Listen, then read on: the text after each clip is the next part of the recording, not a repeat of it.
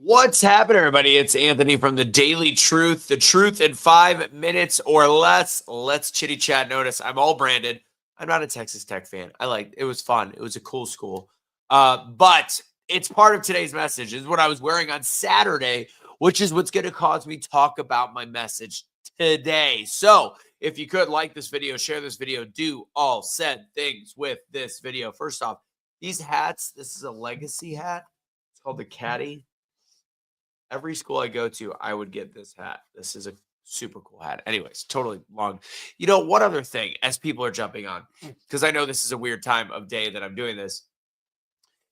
My closet, and people always ask, because each week you're wearing the gear. My closet is the dream of the 13-year-old version of myself. I've got that. I get suited up every week with whether it's Texas Tech, the Longhorns, TCU, those are the Texas schools. I've got Notre Dame from last year, Michigan, Ohio State, Nebraska, you name it. I've got more collegiate gear than you could possibly imagine. Rose, I see in the comments. I don't know what's going on, but I know that you needed some prayers. So if everybody could send some prayers to Rose Huff, get them. So, all right, so let's get into it. So last week, fun fact, if you're not a college football fan, I understand, but there is a tradition in Lubbock where they throw the tortilla. Also, Texas Tech is known for a little bit more rowdy of a student. It's not they are the more of a college party school, not so in Texas, not as academically high, but I know everybody I know from Texas Tech. You know what? That could be today's actual other message, is that when it comes to camaraderie and actually the idea of networking, Texas Tech, they stay together. Blood thicker than water, thicker than whatever. You go to Texas Tech, you work with them outside of college. And I know most of my Texas Tech people that I know are very successful after they leave college, yet it's not a esteemed academic institution. So it shows you that instead of education,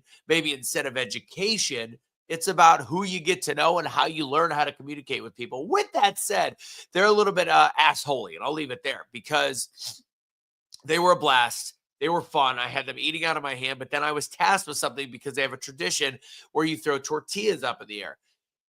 And it got to be in the first, and we had a whole plan with it. We executed the plan. It looked crazy, looked great on TV. But the one thing that they were hoping for is somebody came up and said, "Hey, Anthony, can you see if they will stop throwing tortillas at the host while they are on air?" Because you can't say the F word.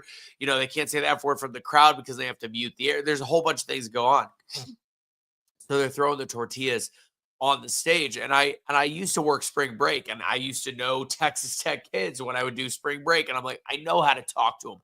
I got this. I'm going to be able to do this, and they're going to love me. And for 6 years, and what is now almost 60, 70 of these games, I don't know. I should do a count, see how many I've done. This is the first time where I felt as though I lost the crowd. Michigan, they tend to be a little bit more stubborn, but they're still there with me. I simply said, "Hey guys, we're having a great show. You guys are awesome. Love y'all. Can you do me a favor? We want to keep the show going." And I was going to get to the F-bombs because they were already doing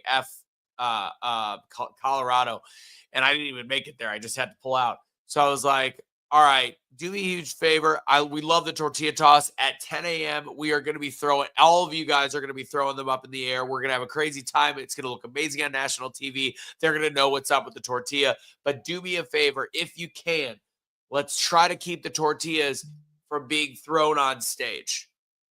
Instantly, the crowd turned on me. Turned. I was getting the FUs, middle fingers, booing. And then I was like, you know what? I picked up my stool. I moved it, my thing that I stand on. I go, I'm the bad guy here. I'll be the bad guy. No worries. But meanwhile, by the way, the hosts are also not helping. They're playing along. They're throwing them at me. They're throwing them at the crowd. I'm like, this definitely is taking down my authority. So then I get out there and I stand on the podium, my little stool. And I go, throw them all at me. I don't care. And I realized that the tortilla being thrown at you is a sign of affection. no tortillas were thrown at me at this moment. And for the first time in 6 years, lost the crowd, didn't know what to do. The next commercial break, I said something about being from Texas as well. Right when I said I'm from Texas, I looked at one kid in the face and he goes, "We don't effing care." I'm like, oh man, this is brutal. So I got him back a little bit, but ultimately the lesson to be learned is I kept going. Obviously, I'm not going to quit. It's a great job. I get paid well to do it. I still love it. But no matter what I did, I never quite got back in their favor. But I learned some lessons. I learned the difference. Like I could have just gone straight to the FU chant and started there and then left it. I should have double checked. Like it wasn't a firm, like you got to get in there and tell them to stop throwing the tortillas. It wasn't like emergency. It was like maybe see. And then maybe I could have seen how it played out. I could have said things differently. Ultimately, anything like this is a perfect opportunity. Yes, Connor, you got to speak their lingo.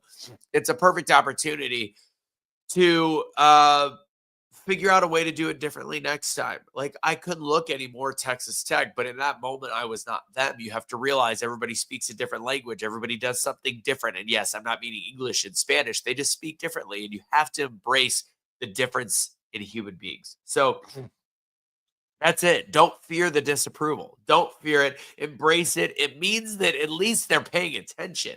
Like at least they're listening. So embrace the disapproval, embrace the failures, embrace the idea that you're not perfect, and embrace that you can always change it. So the truth is that when you lose the favor of the crowd, it's an opportunity to learn. I made the mistake at Texas Tech, like I said, of telling them to stop throwing tortillas at the stage, and I lost them.